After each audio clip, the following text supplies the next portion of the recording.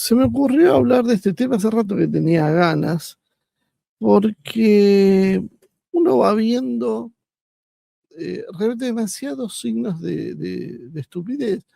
Y me crucé con un video de un canal que hablaba sobre una película que se llamaba algo así como Idiocracia, ¿no? Que era, seguro que alguno tal vez la haya visto, era una película que se presentó como una comedia que en realidad no sé si comedia sería exactamente la definición, que mostraba cómo una pareja de humanos actuales habían terminado en un futuro, porque habían estado hibernando por una prueba científica. Bueno, no voy a contar toda la trama de la película, pero bueno, ellos aparecen dentro de 500 años en lo que se ha transformado la Tierra. Y la Tierra es un lugar espantoso, sucio, desorganizado, desordenado. Obviamente está todo hecho de forma irónica, entonces está muy exagerado.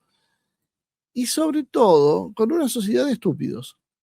O sea, todo extraordinariamente chabacano, vulgar, violento, todo transformado en un espectáculo. Y por supuesto la clase política, un presidente, se llamaba Camacho, un ex luchador de UFC que termina como presidente del país, negro, pero que se transforma en un verdadero showman.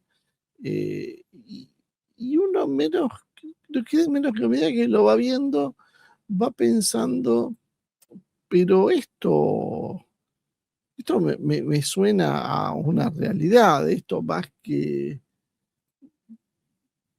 una cosa, sé, que tal vez usar, más que algo que alguien imaginó para ridiculizar, solo hizo la descripción de la realidad actual, tal vez proyectada dentro de unos años, ¿no? Creo que si le pregunto a mucha gente, por eso dijimos un poco, bueno, nos hemos cansado un poco de tratar de hacer las cosas con cierta cuota de corrección política, aunque les parezca mentira, hemos hecho algo de eso, y vamos a plantear un poco las cosas por su nombre. Y si parecemos soberbios, y bueno, es un desafío, vamos a intentar que esto no suene agresivo, pero no es que estamos tratando de idiotas a los individuos, a cada uno de ustedes. Estamos diciendo, vivimos en una sociedad idiotizada. Y tal vez quienes miran estas producciones, lo que hacemos nosotros, no responden a esa media. Y no es porque, bueno, se está mirando a nosotros, entonces voy a hablar bien. No, sino realmente porque el solo hecho de mirar algo con las características de los materiales que nosotros producimos ya demuestra que se piensa distinto, se tiene otras inquietudes y se puede estar de acuerdo no con lo que decimos nosotros, pero el solo interés ya marca la diferencia con la inmensa mayoría de la humanidad hoy, por lo menos en Occidente. Por lo menos en Occidente. Y siempre aclaro eso porque no en todos lados pasa lo mismo. Nosotros universalizamos lo que pasa en Occidente, pero no es lo único. Para empezar la charla yo había pensado, digo, hablar sobre algunos estudios que dicen que en realidad eh, el coeficiente intelectual actual es menor que el de hace un siglo y medio atrás. Averigué algo, me puse a investigar sobre el tema y es un poco complicada esta afirmación, ¿no? Es verdad, existen líneas de investigación que afirman que gente de fines del siglo XIX o principios del siglo XX sería más inteligente que la actual. Aunque esto es obviamente debatible, es una visión que ni siquiera podríamos decir que es dominante, aunque a nosotros nos llama un poco la atención, porque yo creo que si nosotros miramos esta sociedad y nos parece que esto es bastante así, que la gente está cada día más tonta, o no lo decimos todos puertas para adentro. Después de decirlo públicamente, como estás vos haciendo nosotros, y como siempre requiere cierta dosis de kamikaze que usamos nosotros, pero que no todo el mundo quiere usar, por distintas razones, algunas válidas, y consideramos que esto, además, si bien no es una visión dominante, puede venir acompañada por dos lecturas distintas, ¿no? Midiendo los tiempos de reacción, hay victorianos que son más inteligentes, nos decía las líneas de investigación, que los actuales habitantes de la Tierra. Hay trabajos que usan el tiempo de reacción simple como una especie de proxy de inteligencia general, una aproximación a la inteligencia general, tener una idea de esa inteligencia general de lo que estás analizando, el individuo o el grupo social. Reportan en realidad entonces un enlentecimiento secular desde fines del siglo XIX, interpretando la caída de G y por extensión la caída del intelecto, del IQ verdadero. Cuando nosotros medimos las habilidades mentales diferentes, como por ejemplo el vocabulario, la memoria, el razonamiento, el cálculo, la rotación espacial, etcétera, suelen aparecer quienes rinden bien en una de las áreas, pero luego tienden a tener un mejor rendimiento en varias. Esa correlación positiva entre las pruebas se resume en lo que se conoce como componente G, que era el que yo mencionaba anteriormente. Aparentemente hay una caída de ese componente, que no significa ser un experto ni tener una cultura. No, es otra cosa. Es más bien la capacidad de aprendizaje general que tenemos y la capacidad de razonamiento. La base transversal, podríamos decir a todos. Es decir, la capacidad que tenemos para aprender, básicamente. En los test de inteligencia artificial, de coeficiente intelectual, perdón, la costumbre, en los test de IQ, el porcentaje suele reflejarse bastante en G, asociado a la G, precisamente esa capacidad. Pero también a veces hay habilidades específicas, como por ejemplo la verbal versus espaciales o factores no cognitivos, como motivación, ansiedad o familiaridad con un determinado formato, que produce lo que se conoce también como una interferencia, y esa interferencia es controversial. Depende según los datos antiguos hayan sido comparados, de acuerdo a los instrumentos, condiciones, muestras y demás, y de cuán sólido sea ese puente entre lo que sería los tiempos de reacción, esa capacidad G de adaptación, y la inteligencia poblacional general. Hay una hipótesis de Jenick que también asocia esto a la fertilidad diferencial y al declive genético. Hay autores que plantean que habría una selección contra rasgos cognitivos por la correlación negativa que hay entre la mayor IQ, IQ, perdón, IQ o IQ, no mezclando los idiomas, y la aptitud.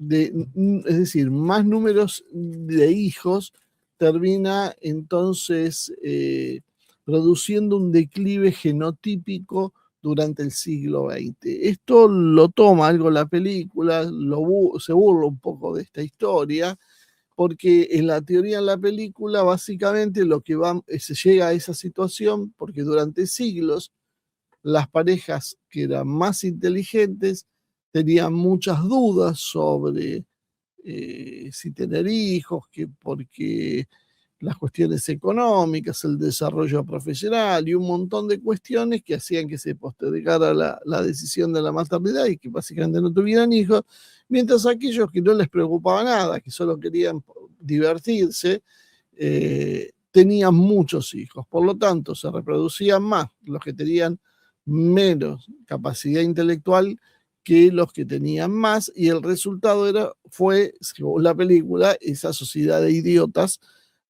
a futuro. Pero no es una cosa tan colgada, podríamos decir, porque evidentemente sí existe esa hipótesis de Digenik, de esa fertilidad diferencial que tendería, según esa hipótesis, por supuesto, claro que es una hipótesis, que no está probado que esto sea así, a una caída del promedio. También es muy debatido este resultado por mediciones indirectas, mezcla de niveles de análisis, etcétera. Siempre acuérdense que todo lo que tiene que ver con números y estadísticas tiene múltiples interpretaciones y un poco se acomoda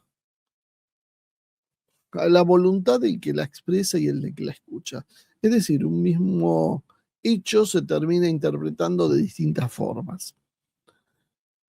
Incluso dentro de ese marco, muchos distinguen lo que se conoce como un genotipo, como hipotético, y un fenotipo que efectivamente miden los test de la época. En definitiva, todo esto es bastante controversial, si bien está bastante más respaldado, es la suba de puntajes en el siglo XX y la reversión reciente en algunos países. Es decir, de acuerdo a todos estos cálculos, mediciones, proyecciones y demás, el registro clásico de test muestra subas sostenidas de puntaje durante gran parte del siglo XX, lo que se conoce como efecto Flynn, pero luego se entró en una meseta y en una caída en cohortes, o sea, en grupos más recientes en varios países, que sería la reversión del efecto Flynn. Ahí es donde todo esto que expliqué, que es bastante confuso, se resume de alguna manera diciendo el coeficiente intelectual de alguien del principio del siglo XX era más alto que el de hoy. Como si esto fuera así, un hecho cerrado, y probablemente se mezclan distintas hipótesis que fui mencionando con un debate general. No hay un consenso sobre esto. Por lo tanto, por ahí sería más fácil, para no entrar en esa polémica de no, es mentira, es cierto, porque las estadísticas, después va a haber un montón de gente que va a empezar a desgajar estadísticas para mostrar que esto no es así, que la gente no es más tonta que antes. Lo que sí se puede hacer es otra mirada, que sería decir, en el siglo XX, los puntajes de los test subieron mucho, pero en décadas recientes empiezan a aparecer señales de destacamiento o retroceso en varios lugares. Y hay hipótesis, por ahora minoritarias, discutidas, que sugieren que hay un deterioro más largo por proxies como tiempos de reacción o modelos de fertilidad. Pero si uno deja de lado este debate sobre el IQ, hay un fenómeno cultural que está clarísimo, es que no remite muchas discusiones, que es la caída de la curiosidad del ser humano promedio. Siempre promedio, porque siempre, por supuesto, van a encontrar excepciones y va a haber gente que dice, no, pues yo no soy así, pues yo tengo un amigo que... No, eso no interesa. Estamos hablando del promedio general de la sociedad. Hay una caída de la curiosidad y de la atención sostenida y del gusto por algo que requiera ponerse a razonar un rato. Y además, esto se acompaña con mucha alfabetización, muchos títulos, mucho estudio formal, pero cada vez menos criterio para actuar. Y esta es la verdad dolorosa, que por ahí me podía haber ahorrado toda esta explicación y discusiones varias si partía directamente por eso. ¿Qué es lo que dice la mayor parte de la gente crítica, ¿no? Por supuesto, nadie va a ganar una elección diciendo esto, nadie se hace muy popular diciendo esto, esto a la mayoría de la gente le cae mal porque se siente incluida entre los que se consideran menos inteligentes. Pero también hay otra cosa que es real, que la gente hace muy poco esfuerzo para no ser menos inteligente, porque cuando uno explica, hay veces temas de política internacional, te dicen, ah, no, porque yo tengo otras cosas para hacer, no, porque yo no tengo tiempo para eso, yo tengo que ocuparme de otras cosas. Hay algo de cierto, pero hay mucho de comodidad, porque lo mismo que te dicen eso, pasan horas y horas mirando deportes, novelas, películas, series o jugando simplemente con la Play. Entonces vos decís, no, no es que no hay tiempo, es como vos distribuís tu tiempo. Fíjense, una de las cosas que cada vez se está diciendo menos, pero que existe todavía, este planteo, es que la gente no lee y no tiene poder de concentración. Todos lo sabemos. Si uno quiere que alguien le lea algo, tiene que escribir, depende del ámbito, desde unas pocas líneas hasta tal vez una carilla y media. Olvídense de mandarle a alguien algo que tenga 20 páginas. Prueben la reacción con cualquiera de la gente que tiene alrededor y normalmente la reacción va a ser, ¿qué? ¿20 hojas? No, ni loco voy a leer eso. En general siempre la gente responde así. Es mucho esfuerzo, ¿no? Déjame. No, ¿cómo voy a ocupar? No tengo tiempo para eso. Vuelvo a lo que decía al principio.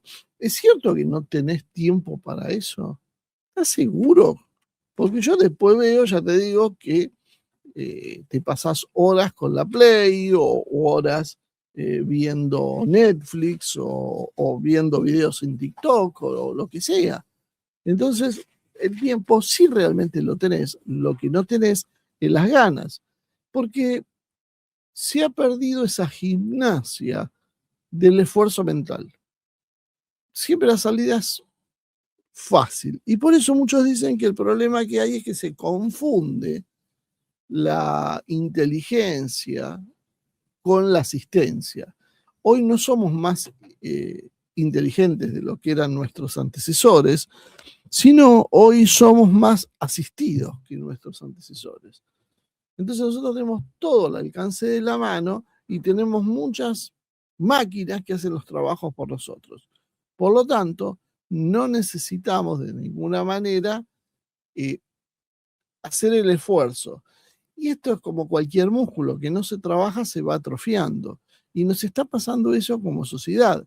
Estamos perdiendo la gimnasia de la discusión con argumentos, del debate, de escuchar al otro. Todo esto se está perdiendo porque se ha estimulado otra cosa. Entonces,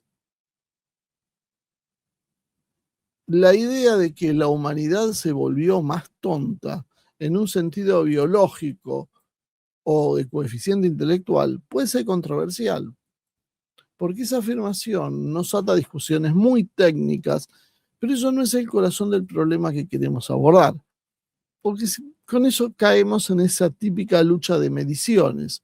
Lo que queremos denunciar, lo que queremos abordar, lo que queremos tratar es otra cosa bastante más seria y más cotidiana, que tiene que ver con la degradación del juicio, la degradación del espíritu crítico, de la curiosidad y del interés por algo que no es inmediato, que no es vulgar o útil en este minuto. Porque en general es, ¿y esto para qué me sirve? Esa es otra de las respuestas que había olvidado decir. Y la respuesta tiene que ser rápido. En la película eso lo retrata muy bien, todo, ya digo, exagerado y parodiado, pero es un problema de nuestro tiempo. Todo lo que hacemos tiene que ser por un resultado ya. Por lo menos es un problema de nuestro tiempo occidental. No sucede así lo mismo en otras partes del mundo. Por eso muchas veces nosotros no logramos comprender, por más que te lo expliquen, no lo comprendés, no comprendés cuáles son las estrategias rusas o chinas o iraníes, simplemente porque nuestro pensamiento es a corto plazo. Ojo, con el sionismo israelí pasa lo mismo. Las proyecciones que tienen son a muy largo plazo y el resto estamos acostumbrados a pensar en el hoy. Entonces no entendemos y cuando alguien nos dice no, porque planificaron esto así, así, así, para esto dentro de tal momento y qué sé yo, nos parece una locura. Mira si alguien va a tomarse ese trabajo, nadie lo va a hacer. Entonces la gente ha ido mutando. Hoy la gente puede leer, que esto ya es mucho. Porque antes me va a decir, ¿pero qué me decís de sociedad inteligente si nadie sabía leer? Ahora prácticamente las sociedades occidentales todo el mundo sabe leer o casi todos. Se asombrarían lo que uno a veces ve en los lugares del interior, ¿no? No todo el mundo tiene ese mínimo de razonamiento. aunque tal vez tengan bastante más sabiduría. Y no me lo digo esto como muchos hacen, como especie de adoración a las técnicas ancestrales y todas esas pavadas, sino lo digo simplemente con una visión del interés directo que ahora después voy a ir explicando también. La gente puede leer, puede tener títulos, puede manejar dispositivos sofisticados, pero así vive en realidad como una especie de autómata. ¿Por qué? Porque repite, reacciona, consume, se indigna cuando le dicen que se tiene que indignar y se cree lúcida porque en realidad lo que tiene es derecho a la información. Y ahí es donde está tal vez el corazón del problema. En Idiocracy, esa película que estaba mencionando, funciona como un espíritu, como un espejo satírico donde se exagera lo que se está viendo para que se vea que en realidad esto ya está pasando, pero se disimula, no se acepta. Básicamente, entonces, como decía al principio, no es una profecía, sino una radiografía. El punto no es que ya somos lo que muestra esa película en el futuro, literalmente. El punto es que los mecanismos de esa película que caricaturiza, que exagera, en realidad ya están activos, ya están comenzando. Por supuesto, la película es una exageración, pero, no es, pero estamos en ese camino. El primero que se ve es el reemplazo del razonamiento por la performance, el conocimiento por un eslogan, la cultura por el estímulo y el liderazgo por el espectáculo. Todo ese tipo de cuestiones han permeado en nuestra actualidad, en nuestra relación. Ustedes fíjense cómo son los debates políticos hoy, no solo entre los políticos, entre la militancia, los políticos contratan redes de troles, todos sabemos, que apoyan a sus candidatos. Fíjense cómo es el debate. No importa si está de un lado o del otro. Abstráiganse un poquitito y traten de observar la dinámica. Y van a ver que los debates son absolutamente ridículos. Son generalmente por tonterías, groseros con las definiciones y con una posición de no discutir nunca el tema en profundidad, de extractar a propósito, descontextualizar lo que está sucediendo para presentarlo como a mí me conviene, aunque no tenga nada que ver con la realidad. No importa, es como que hago trampa para tener una pequeña victoria de 5 minutos mientras la otra persona lo escucha y se queda sin argumentos para responderme en el momento. No importa que después vaya y averigüe todo lo que le dije fue una falsedad. Yo el debate lo gané igual, que era lo que yo quería. En esa crítica que yo veía sobre esta película también, había un par de aseveraciones que me parece que daban pie también para que podamos discutir y charlar también. ¿No? Porque me parece que es un error que se está cometiendo cada vez más y que en el fondo transforma lo que estamos criticando en el mismo problema que estamos criticando. En algún momento, en la crítica que se hacían, lo hablaban bien, ¿no? Y diciendo la película era brillante porque mostraba cómo los influencers reemplazaron a los científicos. Y esto es un error doble, porque es un error peligroso porque lo estamos aplicando constantemente nosotros mismos. Primero porque se acepta como cierta una idea moderna bastante limitada, que establece que la ciencia es el centro de la sabiduría humana. Y ese es el primer error. En realidad, los científicos, la inmensa mayoría, o sea, lo que les caracteriza por ser científicos, no por personas, porque individualmente pueden ser científicos y entonces ya estamos hablando de otra cosa. Pero el solo hecho de ser un científico, de alguien que sea capaz de ser un astrofísico y hablarte de la conformación del universo y la teoría de cuerdas y cualquier cosa de esas, en realidad no es más que un técnico de altísimo nivel en un campo acotado, en un campo muy limitado. Eso, saber mucho de cómo se constituyen los planetas, cómo se genera la vida en determinadas áreas, o cómo funciona un virus, no te habilita a tener profundos conocimientos de filosofía, o de historia, o de política, o de ética, o de antropología. La antropología real, no la payasada que han hecho ahora, porque todo se ha desvirtuado.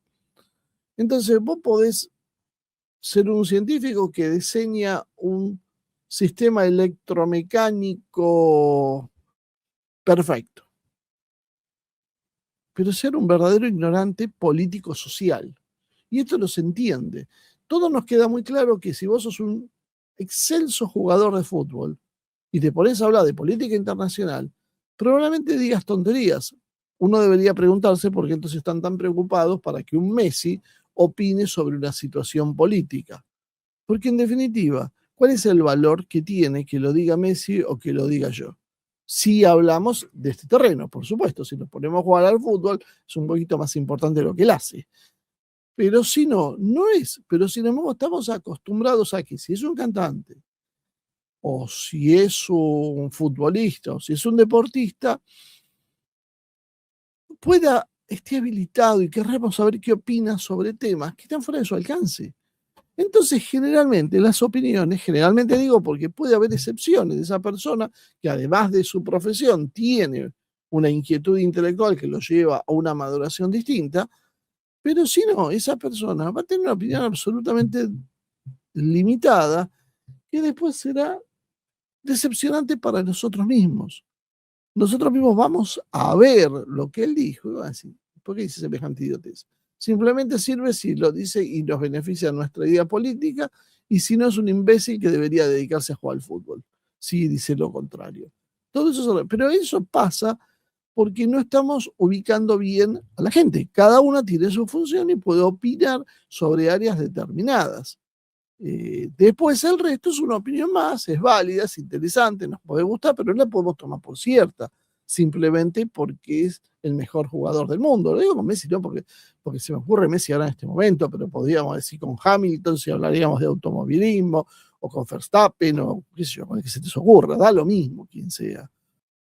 Allí es donde empieza el problema, porque ahí nos parece bastante claro. Pero ya cuando es un actor, cuando es un músico, ya le otorgamos una sensibilidad un poquito mayor. Y si yo digo esto lo dijo Sabina, o esto lo dijo Serrat, es como que hay un grupo de gente que ya dice, wow, mirá quién lo dijo. Pero vuelvo de vuelta con lo mismo, puede tener un don especial para la música, para transmitir sensibilidades, pero después no tener ni la más pálida idea de qué está pasando en Ucrania. Y cuando opina, decir una tontería. Y ahí ya nos cuesta entrar a diferenciar eso.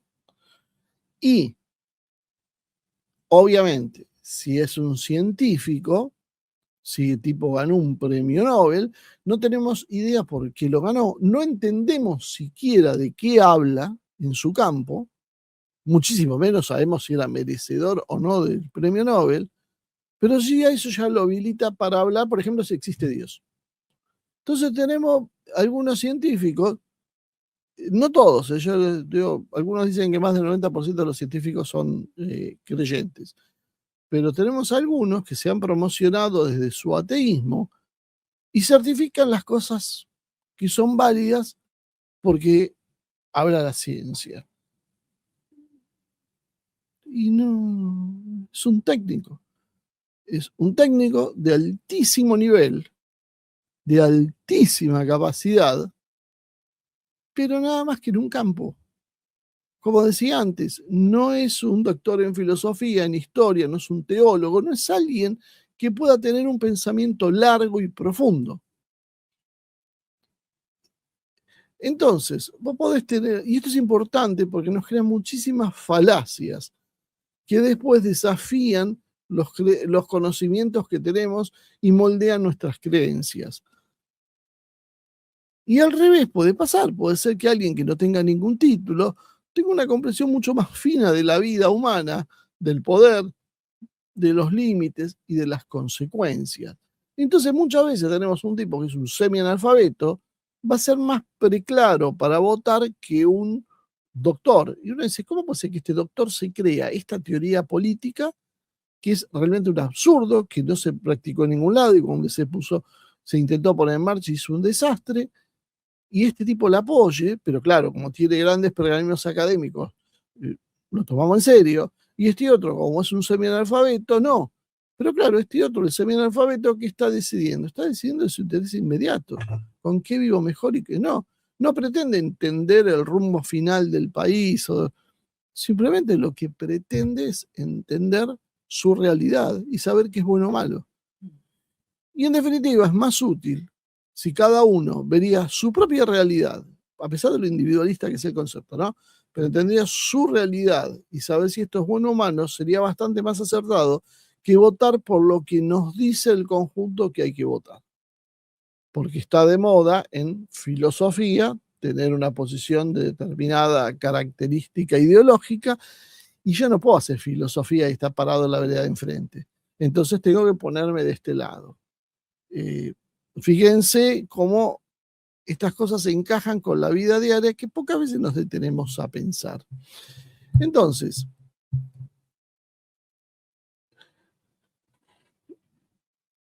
la profundidad del pensamiento en términos de sentido, de valores, de fines, de la naturaleza humana misma, del destino colectivo, la va a trabajar, por supuesto, mucho mejor un teólogo, un filósofo, un historiador serio, un jurista de escuela real que tiene que manejar muchos conceptos, porque son gente, como decíamos, de ese pensamiento abarcador. No porque ellos sean superiores como personas, porque Dios los tocó con una varita mágica, sino porque su oficio justamente es ese, pensar el fondo de las situaciones y no solo el medio, no el corto plazo, sino lo profundo. Entonces, lo correcto no sería hablar de ciencia versus influencers, porque en ese caso la autoridad intelectual termina siendo reemplazada por algo de prestigio instantáneo. Hoy manda el que domina el escenario, el que tiene fama, el que tiene carisma, el que se hace viral, el que tiene capacidad de indignar, el algoritmo. Y eso se escucha más que el impacto al que se ordena con la realidad, con categorías y con argumentos. Eh, y esto no es tampoco una idealización del humanismo, porque también hay filósofos, antropólogos y demás de Costillón que sería mejor olvidarlos, pero sí lo que cambia son las reglas de selección. Antes se pensaba más en la obra, en la trayectoria, el debate, y ahora solo en el golpe de efecto. Otra de las trampas usadas para descalificar el pensamiento profundo es un disparador bastante habitual y que todos usan y escuchan. Eso es una queja de viejos o de amargados. Pero eso en realidad no refuta nada. Es simplemente una forma de cerrar una discusión sin análisis posterior. Es parte del mismo mecanismo cultural que la película ridiculiza. Optimismo automático, desprecio por la crítica y reducción del disenso a psicología barata. Es que te dicen para descalificarte es que estás amargado. Lo serio en realidad no es nostalgia, lo serio en realidad es el diagnóstico. No es que antes era perfecto, eh, es que antes la mediocridad tenía un costo social. Esa tal vez es la gran diferencia. Hoy no.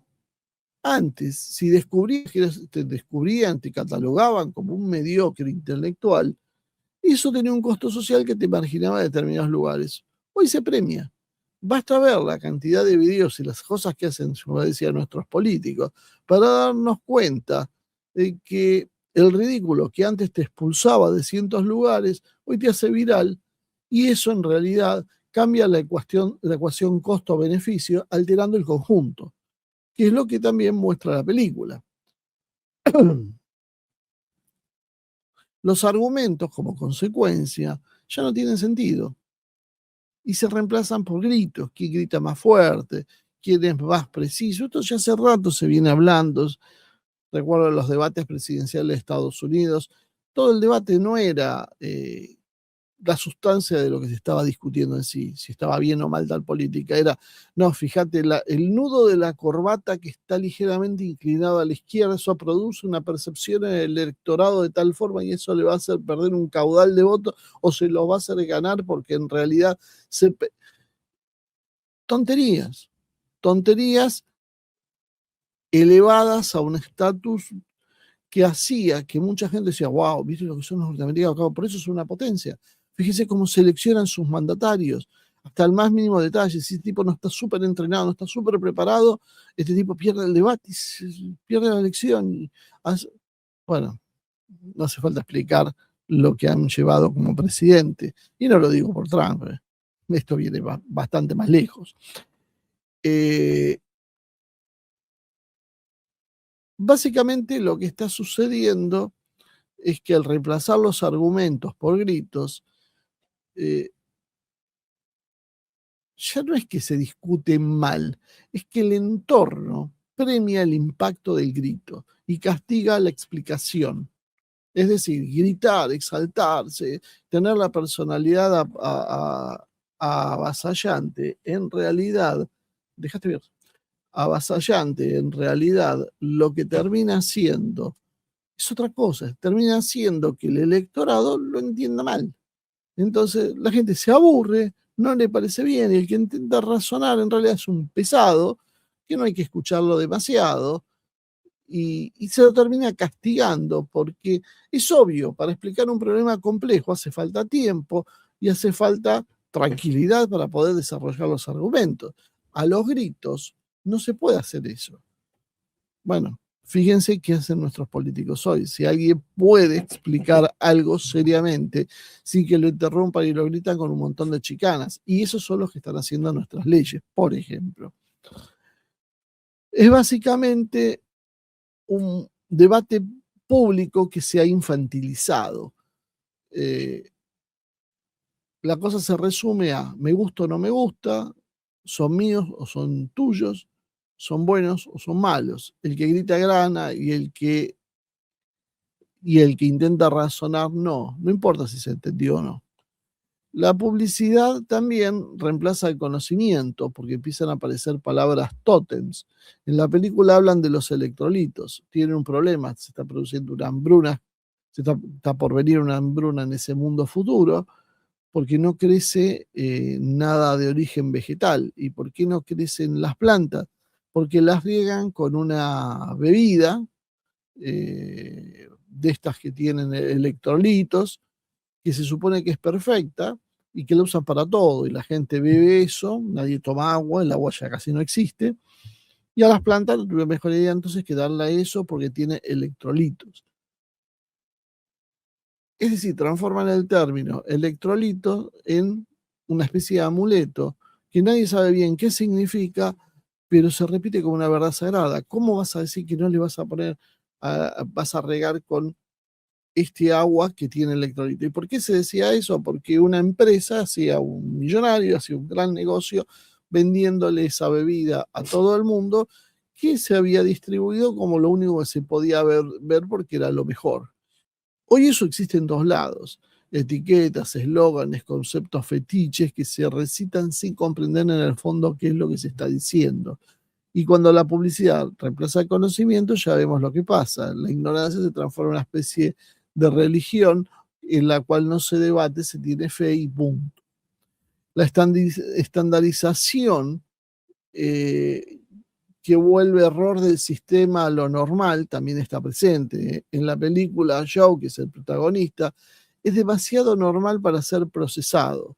Y este es un detalle importante porque cuando una sociedad se formatea por consumo y obediencia, lo que sale de la media no se entiende y se trata como una falla.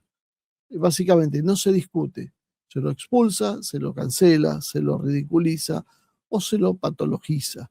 Es un poco lo que nos sucede a nosotros desde hace muchos años. Los planteos que hacemos nosotros no son los que la media acepta en política. ¿Y cuál fue el resultado? La expulsión, la cancelación, la ridiculización, la patologización. Estos tipos están locos, ¿cómo van a decir lo que dicen? No saben lo que están diciendo, no dicen nada más que pavadas. Nadie argumenta nada, porque acordémonos que no se argumenta ya. Simplemente se rechaza lo que se desconozca, aunque sea mejor que lo que se tiene. Y allí se abre paso a algo que también hemos visto con una meridiana claridad. En la película aparece este presidente Camacho, que es no solo un payaso, es parte, podríamos decir, de la selección natural de ese ecosistema de imbéciles. Si la audiencia a él le exige un espectáculo, el político que sobrevive entonces es el que actúa, no el que gobierna.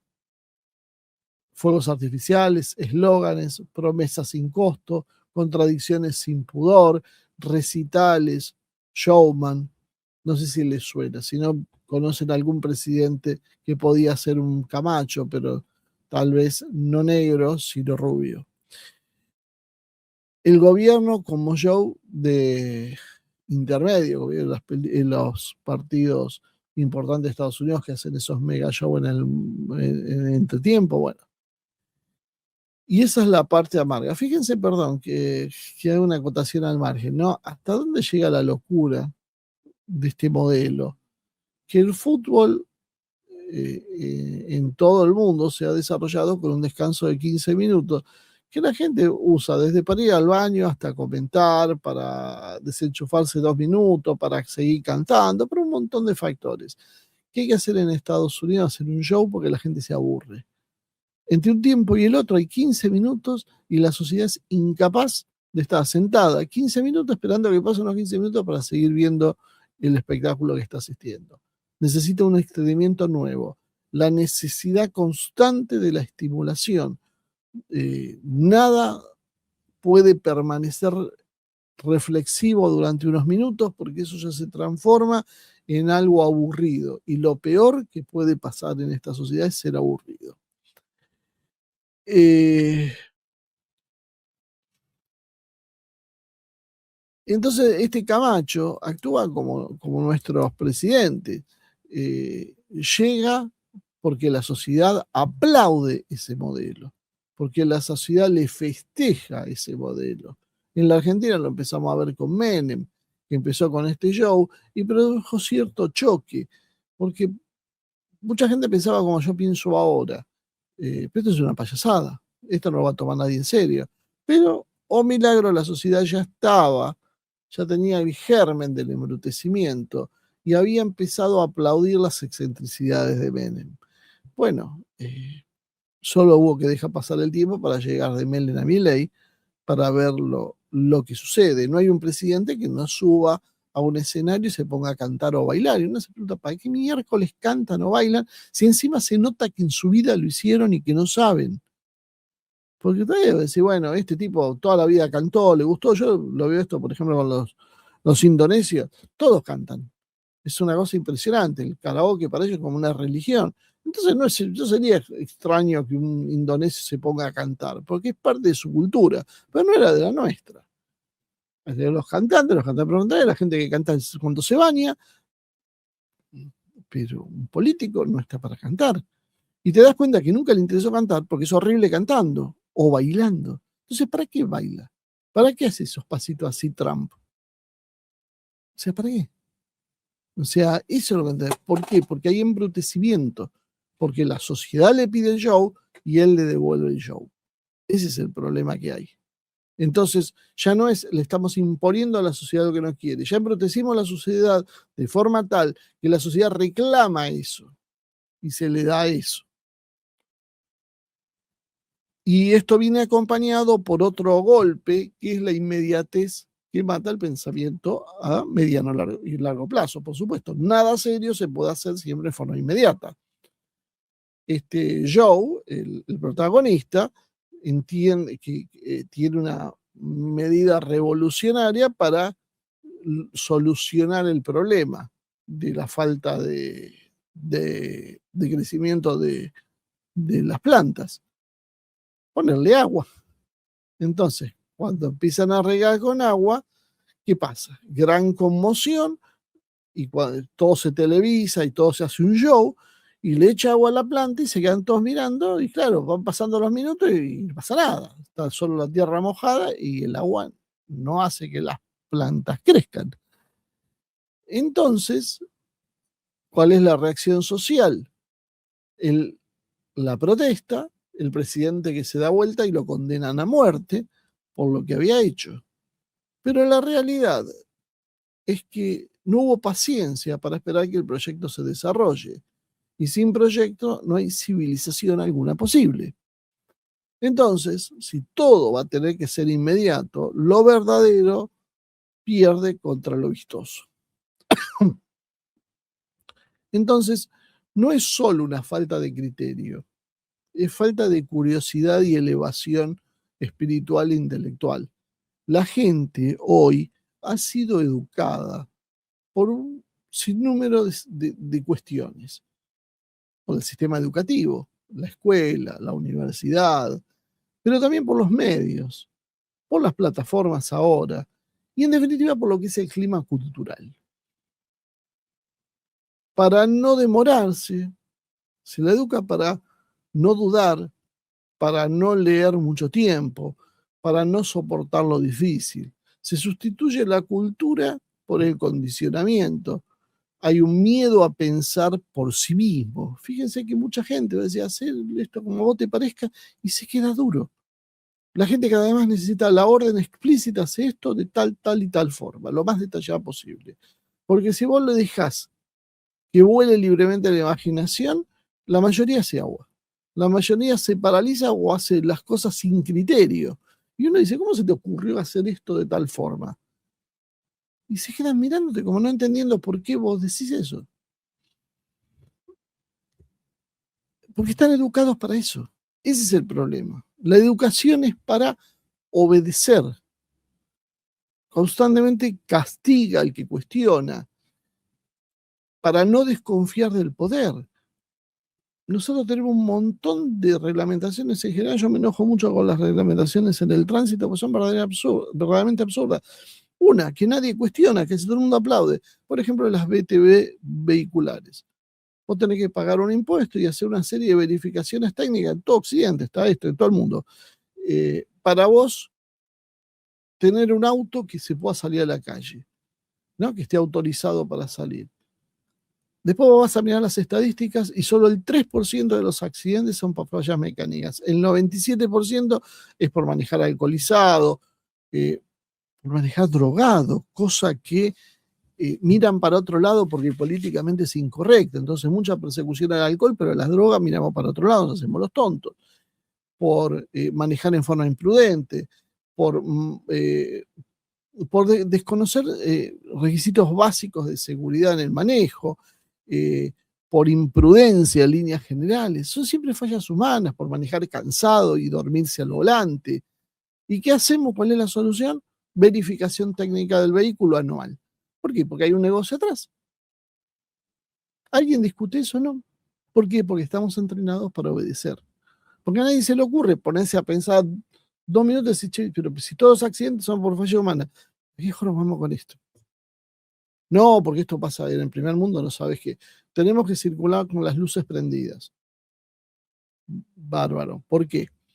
Porque en Suecia se circula con las luces prendidas. Yo estuve en Rusia y ahí tiene sentido circular con las luces prendidas, porque es tan oscuro hasta durante el día en el invierno, que mejor hacerlo. Y eso fue un debate en Rusia.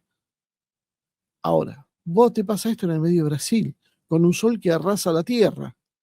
¿Cuál es el sentido si ni siquiera se ven las luces de la mayoría de los autos? Bueno, ahora hay autos muy modernos con muy buena iluminación que si vos la prendés se puede llegar a distinguir. Pero los autos comunes, el tipo de luz que tenían anteriormente, ni siquiera era visible con la luz solar. Era dada, pero copiamos. Nosotros copiamos y ahí ni siquiera vio el negocio, como si el de la BTV. Ahí simplemente lo copiamos porque no sabemos qué hacer, porque repetimos eslóganes sin pensar y porque nadie piensa, nadie se pone a plantear esto que estamos haciendo, ¿para qué lo hacemos? A lo sumo es, y porque te dicen que hay que hacerlo. Y eso sí es una de las grandes diferencias en las últimas décadas que yo mismo he vivido. Antes vos hacías cosas muy absurdas y la gente se te empezaba a plantar y empezaba a cuestionarte y tenías un problema cada tanto y las medidas se retrotraían porque había malestar social, porque había crítica en la prensa. Hoy nada, desde que descubrió Macri y Larreta que se compra el periodismo y todo es maravilloso, nadie critica nada. Entonces la ley más absurda y ridícula que se implementa y la gente dice, bueno, hay que cumplir. No se pone a pensar que por qué hay que cumplirlo. Y eso es parte de la educación a la cual nos sometieron. Y esto viene todo de la mano también con premiar al obediente y castigar al que cuestiona, como decíamos, y la corrección política. Hay cosas que no se dicen. ¿Por qué? ¿Vos estás de acuerdo o no? Pero porque está mal, porque queda mal. ¿Cuántas cosas nosotros decimos por la calle mirando a ver la reacción un poco del otro y los que nos rodean? Porque sabemos que eso por ahí no va a ser. ¿Tenemos razón? Sí. ¿Creemos en lo que decimos? Sí. ¿Y por qué no lo expresamos de otra manera? Por la presión social. Porque impusieron un grupo de palurdos al frente de los medios de comunicación una sanción a cada uno de los que osara pensar diferente. Antes se podía ser semianalfabeto, como decía, pero había más contacto con la realidad, por el oficio, por la familia, por la continuidad que iba a haber, por las consecuencias que iba a tener eso. Y más comprensión de los problemas reales hace que se articulen mejor los intereses personales y familiares. Hoy hay una alfabetización masiva, como estábamos diciendo, pero esa alfabetización es apenas en realidad una decodificación. No se lee para comprender profundamente. Se comprende todo sin juzgar, se alfabetiza no para garantizar un pensamiento crítico, sí para garantizar una lectura mecánica. Básicamente, ¿para qué se alfabetiza? Para enseñar a obedecer, para disciplinar a la población, para embrutecer a la población. Se utilizan esos mecanismos para que la gente piense cada vez menos, no piense cada vez más. Entonces, suena contraintuitivo decir, pero para educarse, ¿cómo no vas a ir a la escuela, ir a la facultad, qué sé yo? ¿Y qué van haciendo? Ahí te van formateando y formateando y formateando y formateando y sales una oveja dócil. Y ese es el gran problema que tiene el sistema de educación. ¿Por qué? Porque utilizaron las herramientas para dominación, no para mejorar al ser humano, sino para someterlo, para controlarlo. Y esto es lo más básico, ¿no? Esto después mucho más sofisticado, pero bueno, ya se me va a hacer demasiado largo el vivo si sigo metiéndome en este tema. Y claro, toda esta situación termina entonces reflejándose en la dirigencia. Ni siquiera hace falta insultar a los políticos como a veces a uno le da ganas. Con solo describir el patrón de lo que hacen, uno se da cuenta de lo que son. Ahora está de moda señalarlo a Donald Trump, pero en realidad Donald Trump el problema es uno más, con la diferencia que Trump tiene un modelo que no encaja con determinados sectores de poder que quieren imponer otra agenda. Entonces, por eso se lo saca siempre como ejemplo del bruto, del tipo de comunicación corto, emocional y polarizante. Eh, pero no es el único. El héroe de Occidente, Volodymyr Zelensky, ustedes lo vieron vestido de mujer bailando antes, lo vieron en sus tipos de películas, vieron las declaraciones que él hacía. Bueno, que lo que hay hoy no debería asombrarnos demasiado. Un tipo que hace lo que hay que hacer, punto. Amoral, payasesco, como dice Putin, un gran actor, un gran profesional, porque el tipo encarna un papel y mostró que podía pasar de hacer danzas árabes como una mujer a transformarse en el líder de Occidente contra el salvajismo ruso. La misma persona. No hay argumentos, hay aplausos. Y cuando uno mira los perfiles de la gente que lo apoya en en las redes sociales y uno empieza a ver siempre, fíjense, una correlación.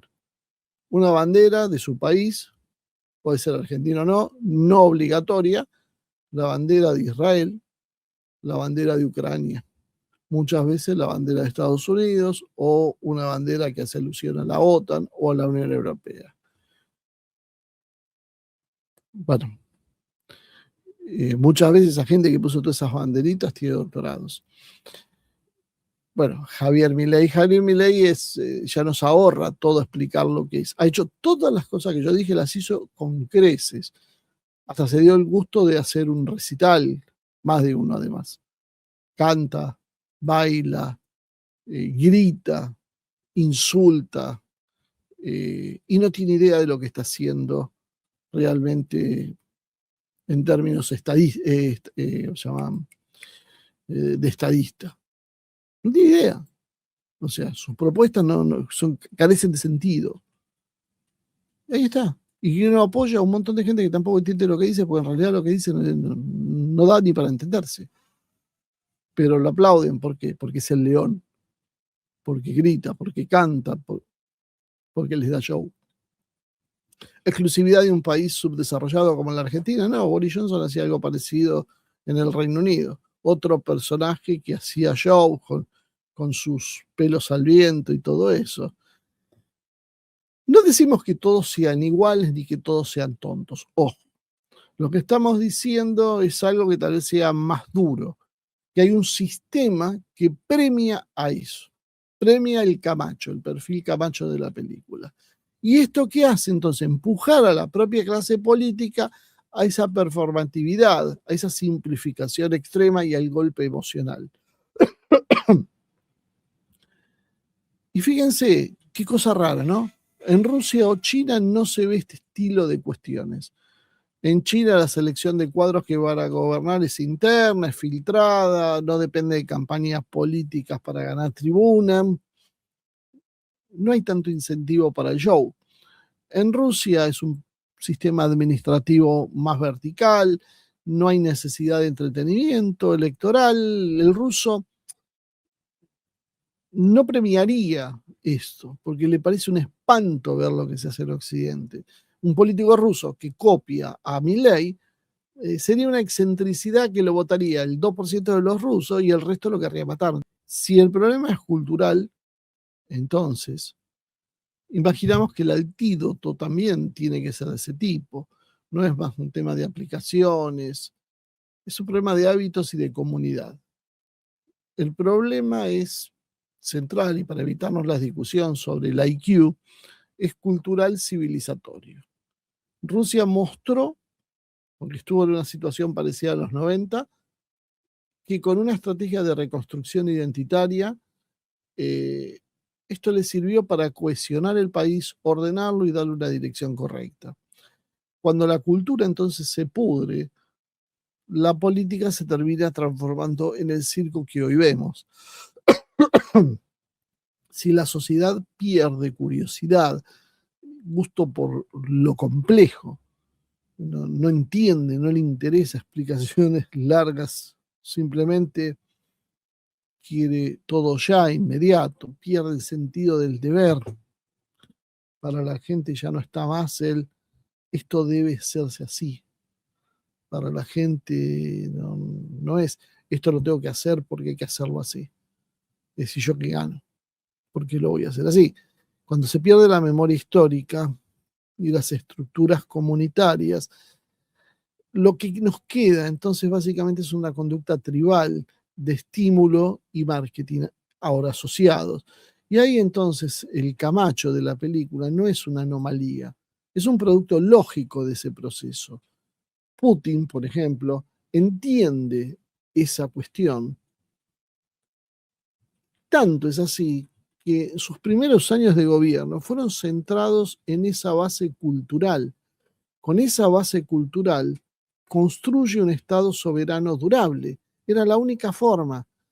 Cualquiera hubiese dicho, no, pero el momento era un argentino haciendo campaña, si hubiese estado en el lugar de Putin, y hay que hacer una suba de jubilaciones, hay que hacer una suba de salario digno a $200.000 cada uno, cosas por el estilo, pero en realidad eso es demagogia, o sea, ese es el objetivo, pero no era el inicio. El planteo inicial es cambiar la cultura. Solo esa derecha liberal que a veces criticamos entiende esto. Cuando hablan de la cultura del trabajo, porque, pero lo entienden para invertirlo. ¿Por qué no nos va bien? Porque no trabajan, porque los argentinos no trabajan. Pero claro, como no hay argumento, no podés demostrar que las horas que trabajan los argentinos son mucho más que los que trabajan los alemanes o los japoneses. Son más, ¿eh? Son más. Los argentinos trabajan muchísimas horas. Trabajan casi todo arriba de 10 horas, salvo algunos que tienen un empleo en el Estado con un horario más fijo. Después la mayoría de los que son propistas, emprendedores, comerciantes, todo el mundo trabaja de 12 horas para arriba. No ese es el problema es otro, pero lo que no les interesa contarnos cuál es el problema real. Les interesa echarnos la culpa para decir, bueno, el problema es que no trabajan, tienen que trabajar más. Y ahí tenemos a la gente que en realidad está siendo golpeada por el sistema, todavía culpándolas de no poner suficiente esfuerzo. Mientras que aquellos que se benefician y se llevan la mayor cuota de riquezas y cada vez, cada año se llevan un poquito más de riqueza, esos no sienten que ellos tengan que hacer ningún esfuerzo. Entonces, como decíamos, Putin entendió lo de la cuestión cultural eh, y reforzó el relato histórico, la victoria de 1945, mostrando nosotros detuvimos a la Alemania nazi, que no lo podía detener todo Occidente, nosotros cargamos con la guerra, que nos vienen a hablar de debilidad, la comunidad alrededor del Estado, la identidad nacional, la lengua nacional, la cuestión religiosa como centro de la organización social de la vida, los códigos tradicionales en alianza con la Iglesia Ortodoxa, el Estado fuerte como garante y una idea de sacrificio, deber y cohesión. Todo lo que nos falta. Esto, nos guste o no, es una respuesta civilizatoria a algo que el sistema está generando. La licuación cultural de Occidente a través del consumo, el relativismo y el espectáculo permanente. ¿Por qué funciona en términos de poder? Porque da tres cosas que Occidente está perdiendo. Una cohesión social mínima, sin eso no podés sostener ningún proyecto político. Da una legitimidad simbólica, dado que no todo en la vida es un PBI, no todo es la riqueza nominal, es una parte, pero además de eso necesitas legitimidad y la gente hoy no se las está otorgando.